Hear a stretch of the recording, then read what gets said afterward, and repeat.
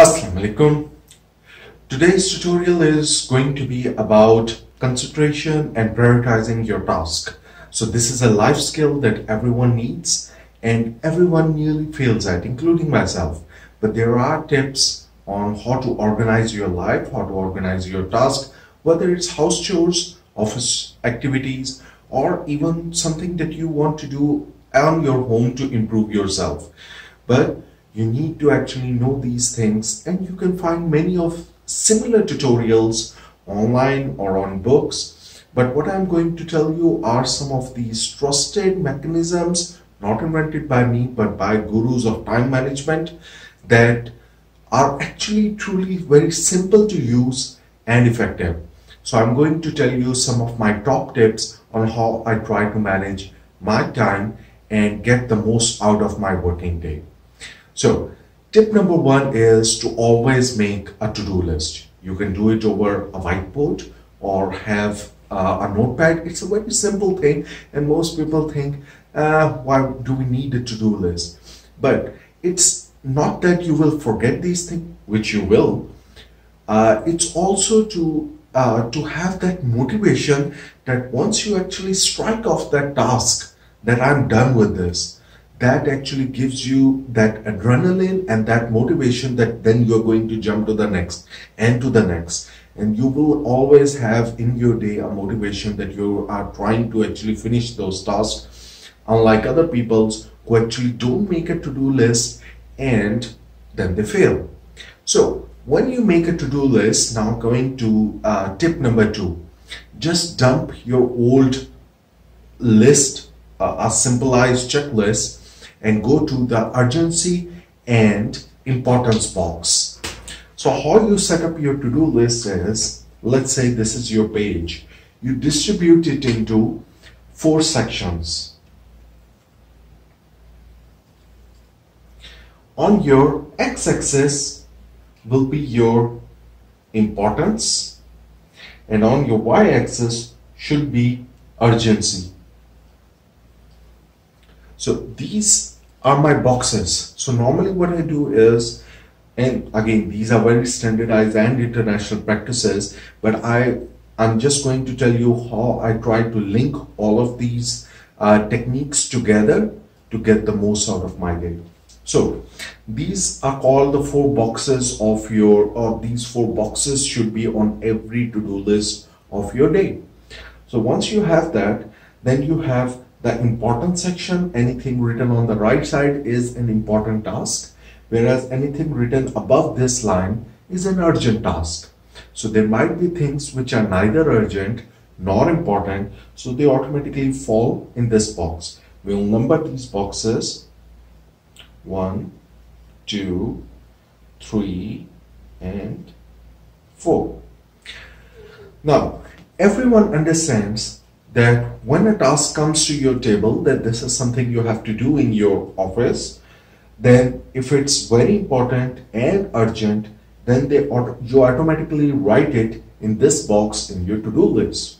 So accordingly, it's getting prioritized. Other people who make normal numeric checklist or to-do list, they often get in the loop that, okay, they try to fiddle around at which task to do first, which task to do later.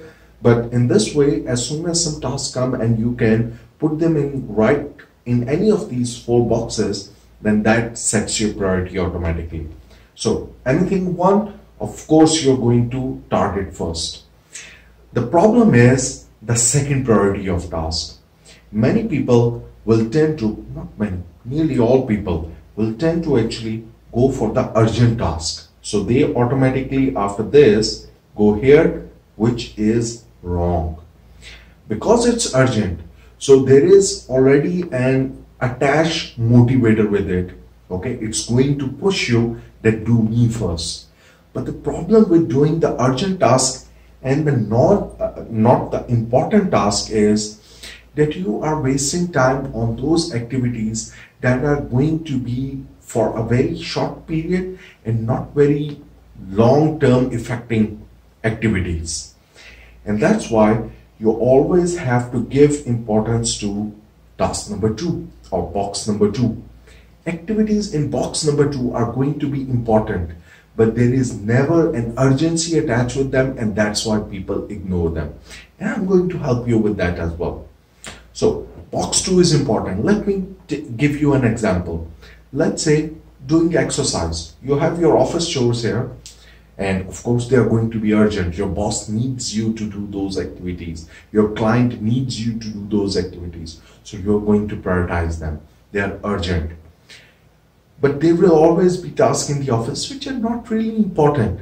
So, and those fit here. Some boss told you to do it by end of the day.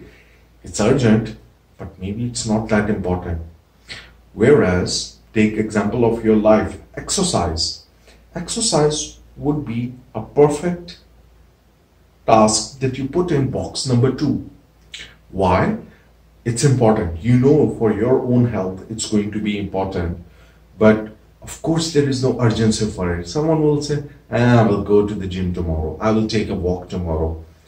There is nothing urgent that's holding you or pressurizing you into doing this. Same is for any life improvement skills. And same are for your office task as well. So for example, if I am the manager or a boss myself, and if I keep looking at these urgent activities are going to be the problems of the employees.